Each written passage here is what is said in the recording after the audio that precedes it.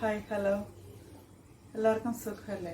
ഞാൻ സിന്ധു സനിൽകുമാർ. ഞാനിന്ന് വന്നിരിക്കുന്നത് ഒരു ചിക്കൻ ഫ്രൈഡ് റൈസിൻ്റെ റെസിപ്പി ആയിട്ടാണ്. എല്ലാവരും ഒന്ന് കണ്ടിട്ട് അഭിപ്രായം അറിയിക്കണം. ലൈക്ക് ചെയ്യണം, ഷെയർ ചെയ്യണം, സബ്സ്ക്രൈബ് ചെയ്യണം. ഞാനിടുന്ന വീഡിയോസൊക്കെ നിങ്ങൾക്ക് ഇഷ്ടപ്പെട്ട് കാണുമെന്ന് വിശ്വസിക്കുന്നു. ഇനി ഫ്രൈഡ് റൈസ് ഉണ്ടാക്കുന്നത് എങ്ങനെയെന്ന് കണ്ടാലോ? ഫ്രൈഡ് റൈസ് ഉണ്ടാക്കാനായിട്ട് ഞാൻ എടുത്തിരിക്കുന്നത് 2.5 കപ്പ് ബസ്മതി റൈസാണ്. വൃത്തിയായി കഴുകി നല്ല വെള്ളത്തിൽ ഒരു 30 മിനിറ്റ് കുതിർക്കാൻ വയ്ക്കണം. അരി വേവിച്ചെടുക്കാൻ വേണ്ടി ഒരു പാനിൽ 1.5 ലിറ്റർ വെള്ളം തിളപ്പിക്കാൻ വയ്ക്കണം. ഇതിലേക്ക് ഞാൻ 1 ടീസ്പൂൺ നെയ്യ് ഒഴിച്ചിട്ടുണ്ട്. അതിൻ്റെ കൂടെ തന്നെ 2 പട്ട, 3 ഗ്രാമ്പൂ, 2 ഏലക്ക ചതച്ചും കൂടി ചേർക്കാം. പിന്നീട് കുതിർത്ത് വെച്ചിരിക്കുന്ന അരിയും കൂടെ ചേർത്ത് ഒന്ന് ഇളക്കിയതിന് ശേഷം 1 ടീസ്പൂൺ ഉപ്പും കൂടെ ചേർക്കാം.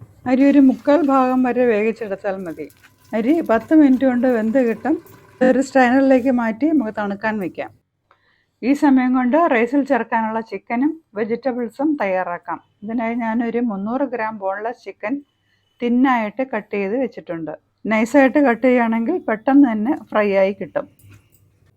ചിക്കൻ ഒരു ബൗളിലേക്ക് മാറ്റി 1/2 ടീസ്പൂൺ ഉപ്പ്, 1 ടീസ്പൂൺ കുരുമുളക് പൊടി, 1 നാരങ്ങയുടെ പകുതി നീരും, 1 table spoon soya sauce, 2 teaspoon cornflour, 1 മുട്ട എല്ലാം കൂടെ ഒന്ന് മിക്സ് ചെയ്ത് ഒരു 15-30 മിനിറ്റ് റെസ്റ്റ് ചെയ്യാൻ വെച്ചിട്ട് പിന്നീട് അത് ഫ്രൈ ചെയ്തെടുക്കണം.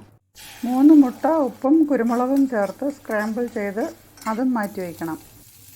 അതേ കടായിൽ തന്നെ 3 ടേബിൾ സ്പൂൺ ഏതെങ്കിലും റിഫൈൻഡ് ഓയിൽ ഒഴിച്ച് ചിക്കനും ഫ്രൈ ചെയ്തെടുക്കാം.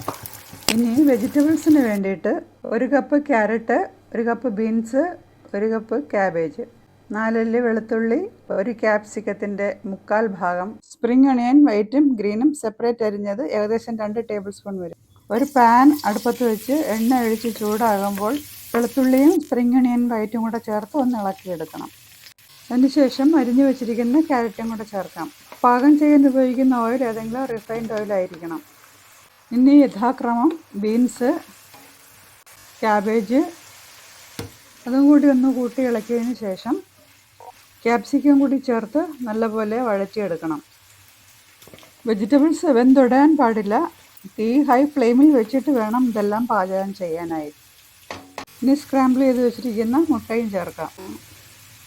അതിൻ്റെ കൂടെ തന്നെ ഫ്രൈ ചെയ്ത് വെച്ചിരിക്കുന്ന ചിക്കനും ചേർക്കാം.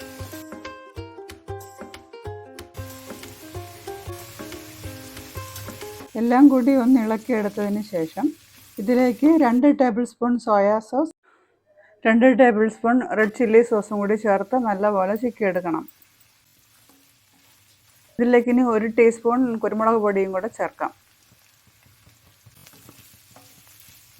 ഇനി ഇതിലേക്ക് വേവിച്ച് വെച്ചിരിക്കുന്ന ചോറ് ചേർത്ത് എല്ലാ സൈഡും ഒരേപോലെ ചിക്കിയെടുക്കണം. അരിഞ്ഞു വെച്ചിരിക്കുന്ന സ്പ്രിംഗ് ഒണിയനും ചേർത്ത് അടച്ചു വെച്ച് ഒന്നുകൂടി ചൂടായതിന് ശേഷം ചൂടോടുകൂടി വിളമ്പാവുന്നതാണ്. സെർവ് ചെയ്യുന്ന സമയത്ത് എല്ലാം കൂടി അടി കൂട്ടി ഒന്ന് ഇളക്കിയതിന് ശേഷമായിരിക്കണം വിളമ്പേണ്ടത്. ഉപ്പ് കുറച്ചുകൂടെ വേണമെന്നുണ്ടെങ്കിൽ വെജിറ്റബിളും സോസും ചേർത്തതിന് ശേഷം ഒന്ന് ഉപ്പ് നോക്കണം. ഉപ്പ് വേണമെന്നുണ്ടെങ്കിൽ അപ്പോൾ ചേർത്താൽ മതി.